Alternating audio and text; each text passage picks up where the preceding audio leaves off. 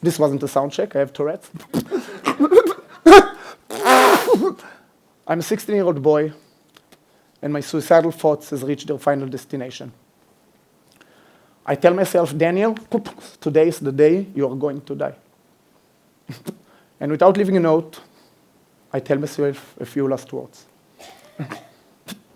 And it's only minutes after that I realized that a piece of broken furniture just saved my life. You probably ask yourself how I end up in this situation. Well, maybe you didn't, but I'm going to tell you anyway because I got like 15 minutes left and you're already here. So here we are. I think everything started about 8 years back. I'm an 8-year-old child, and I started to experience some weird, repetitive, involuntary movements and sound that my body was producing. After about a year, those symptoms won't go away. My parents took me to a neurologist. After some tests, he concludes in front of me and my parents in his office that what I have is Tourette's. My parents said, "Are you sure? How could it be Tourette's?" He looked at me while I was sitting there doing this. And he said, "Yes, Tourette's." In addition to that, he explained that Tourette syndrome happens when someone's brain is overproducing hormones. This overproduction manifests itself in several ways. There are vocal tics like this. Okay, I think they got it, Daniel. There are motorical tics like this. And sometimes even involuntary cursing. All of you for coming today. I've been blessed by all three kinds, by the way. So. And with those tics, I go to school. Elementary was somehow fine, but when I went to high school, the severity of my tics increased dramatically. And for the first time of my life, I felt different. And people treated me different. I was bullied a lot at high school. Students were laughing at me, taking pictures of my tics, harassing me. I remember that the climax of this bullying came at one recess when two students approached me in the hallway. One of them pinned me to the wall, while the other one approached me and said,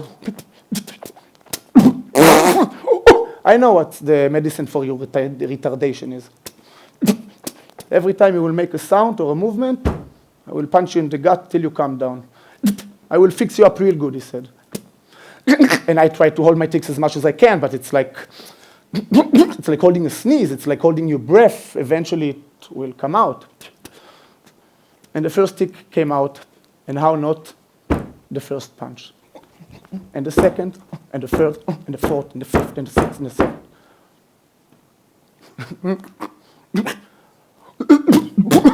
I'm crying. I'm in agony. I can't breathe from all those punches that I get to my stomach. Once they got bored of it, they threw me to the floor. One of them stepped on my head, yelling at me, "Be a better patient next time." And they went away, laughing, giving each other high fives. 2 weeks after this incident, my suicidal thoughts has reached their final destination.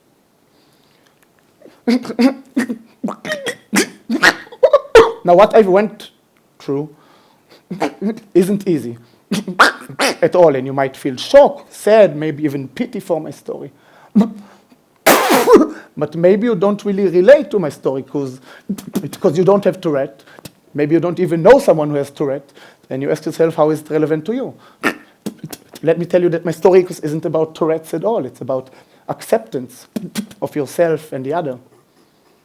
Never mind how different she or he might be. Be sure that as I'm speaking right now, children that go daily with your children to school are experiencing the same things, if it's physically, if it's verbally, if it's digitally. Also without having Tourette's. And maybe those kids are actually your kids. Your brothers, your sisters, your nephews, your grandkids. 1 out of every 5 students had been bullied, and this is by the National Center for Education Statistics of 2019. Bullying, it's like being force-fed constantly with self-hatred till you reach a point that you really believe what they say, that you don't deserve any better than this. And the road from there to not being able to live with this acknowledgement is very short. I walked this short road, and it nearly killed me. But it didn't. I'm here on stage, alive at this amazing event at BeitBerl, talking to you guys. And my recovery came from a very unexpected place. My father overheard someone in the supermarket talking about a project that helps youth at risk through the restaurant business. It sounds like a good idea to my parents, and they signed me up to this program. This program saved my life, period. And I don't think there was something special about the kitchen or the restaurant business. It was more so about the human setting in this place. First time I was accepted as I am, as Daniel, not as Daniel with Tourette, not as Tourette. People started to acknowledging all parts that I am, and it allowed me to start acknowledge all parts in myself. This place changed my life. I started even to laugh at my tics. I started to develop self-confidence and self-humor around it. I even started to leverage the Tourette, and I used it as an icebreaker and some creative pickup line to start with the ladies. It worked especially well with those who like the more eccentric and exotic stuff, but that's for another lecture. Also, my wife is sitting here, so I better shut up now. I can always...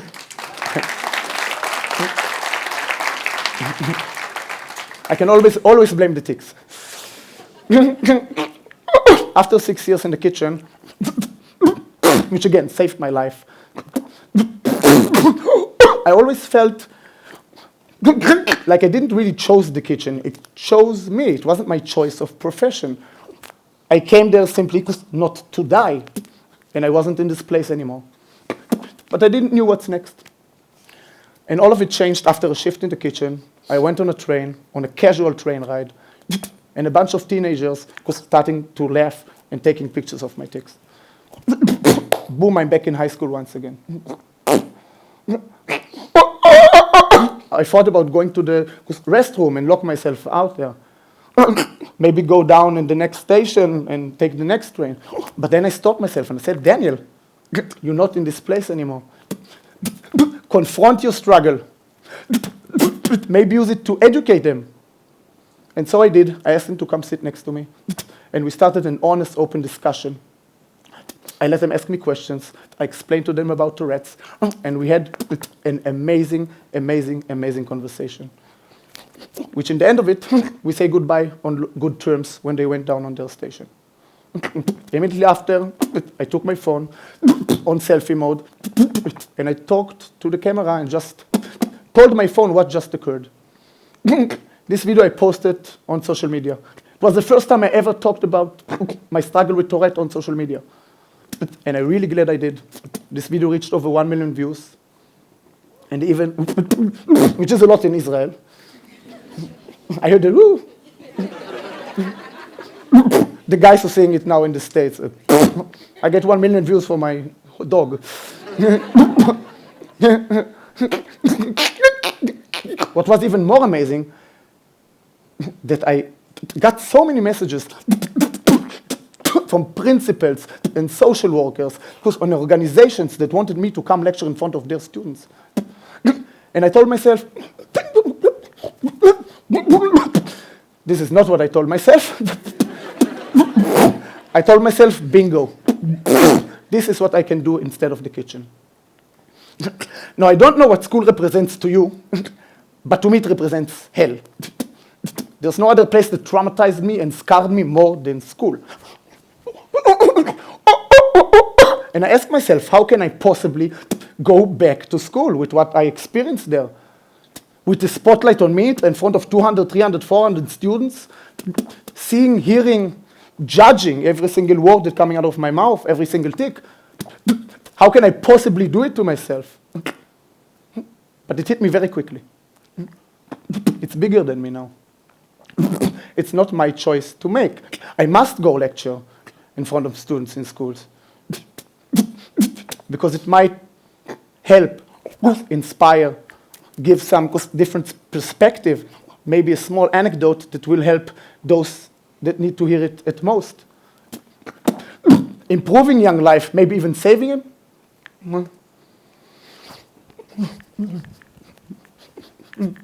So I work on a lecture that I felt comfortable with, and I worked on myself mentally. And I took this lecture with some anxiety, diarrhea, and no sleep for 2 days, and I went back to school.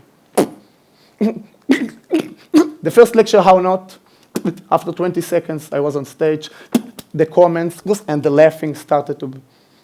The laughing in the comment started. No one showed interest in what I have to say whatsoever. But I told myself, because Daniel, just keep on talking. Just keep on talking. Keep telling your story. Because maybe one student in the audience is listening, and it will meet him in the most important place in his life right now. Just keep telling your story. And after 10 minutes, something amazing happened. Silence. The students started to listen, to engage. They started to nod when I made an important point. They raised their hands so many times, and they asked so many questions that it came on the expense of the recess. Something that never happened before, the principal told me. And then I truly knew, didn't just felt, that I'm doing the right thing. And I promised myself, as long as I can do those lectures, I will do. I will take you for the last time travel in my talk today, 6 years forward, till this day that I'm standing here on this stage, on this red carpet right now. I lectured to over 25,000 students, to over 8,000 principals, teachers, social workers, and educational staff. And the amazing thing that I found out in this quest, that the more vulnerable and authentic and open I was with my story, people tend to open up to me as well, especially students. After every lecture, students come up to me and share their biggest fears. I will never forget it. One student came out to me for the first time in his life. I was the first person he ever told that he's gay. I was the first person he ever told who was comfortable enough, connected on such a level that he could reveal his biggest secret and his biggest shame that he thought is a shame that he carried on his back all those years. I heard about students writing their own lecture inspired by mine to share their classmates about their struggle. If it's Tourette, if it's autism, if it's OCD, if it's domestic violence they experience, if it's eating disorders. My story and my lecture made them see that the thing they are most ashamed of can also become their biggest source of pride. So in a way, I became for others the person I needed for my younger self. Thank you for listening.